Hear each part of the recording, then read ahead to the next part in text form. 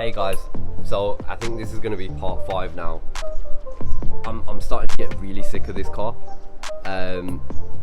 So I've done about 250 miles on it, like doing the bedding in procedure, seeing how it goes, and the engine management light has popped up, and I'll show you the codes, what they look like on VAGCOM. And it's just, I think the VVT is lazy, either lazy or dead. So when we swap the head on this, I use the VVT from the new head rather than my original existing one that I know works. So I think we're going to have to completely take this head apart again, change the VVT and see if that fixes the issue. And normally when those two codes come up, it actually means that your sump pickup is blocked, and we've already taken the sump off, replaced the sump pickup with a brand new one. The old one was blocked. I've driven it for about 100 miles since then, and the codes are still not disappearing, so it could be the VVT now, but we will see what happens.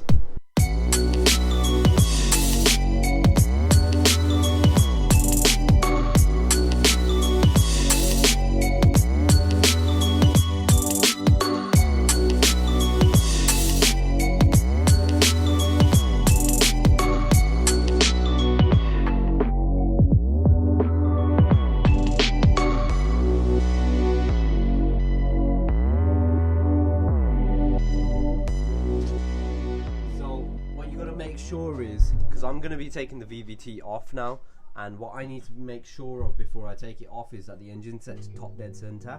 So if the engine's not set to top dead center, when I come to timing this up a little bit later on, it's going to be a big pain in the ass.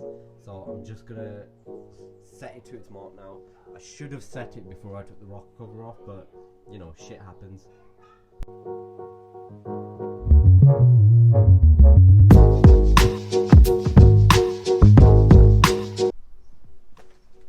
So I've just set it top dead center, but the thing is, you need to be careful when setting this 20 valve engine to top dead center.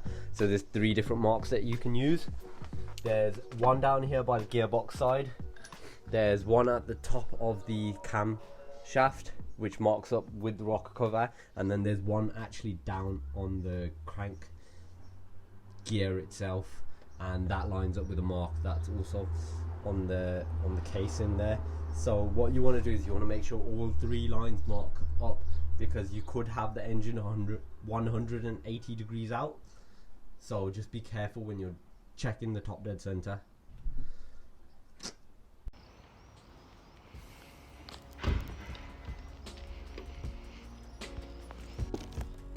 Guys, this is why you don't buy 20 valves. They're just an absolute pain in the ass. But on a plus side, Vic, would you agree that VAGCOM is the best purchase you can make as a VW owner? Yeah. So with VAGCOM, it's telling me that my brake switch is not working. We've done 490 miles so far, and it's been absolutely perfect. And I drove it here today, and I've got no boost on the way here.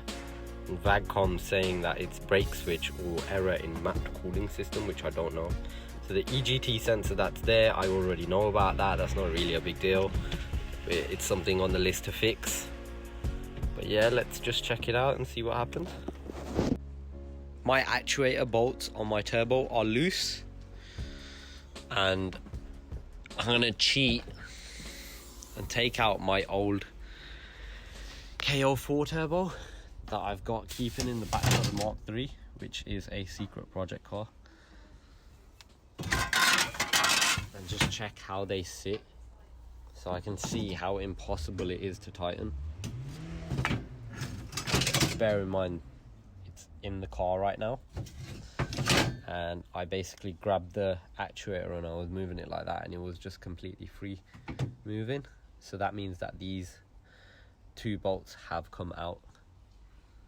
So I'll be honest, I don't really feel like fixing that, because you gotta take it apart quite a lot.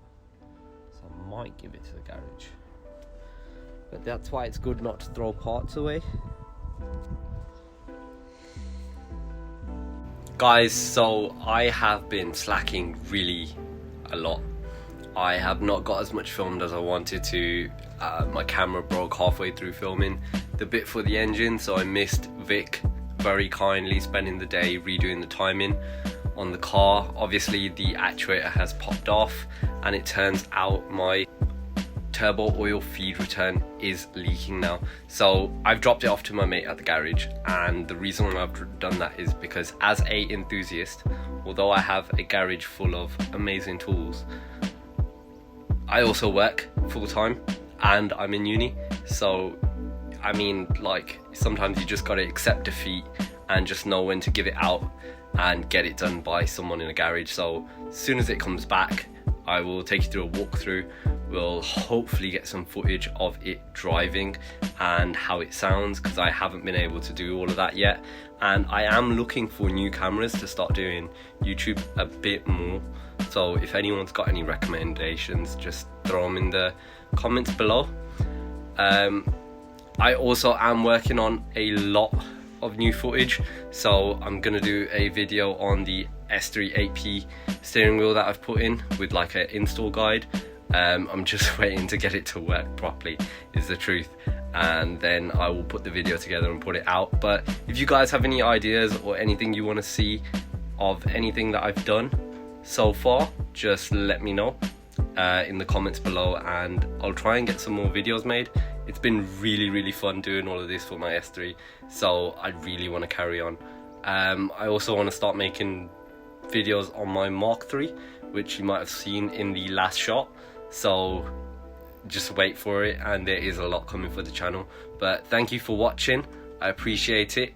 Please like, comment and subscribe if you like the content, and just let me know what I can do to make it better for you guys. Thanks.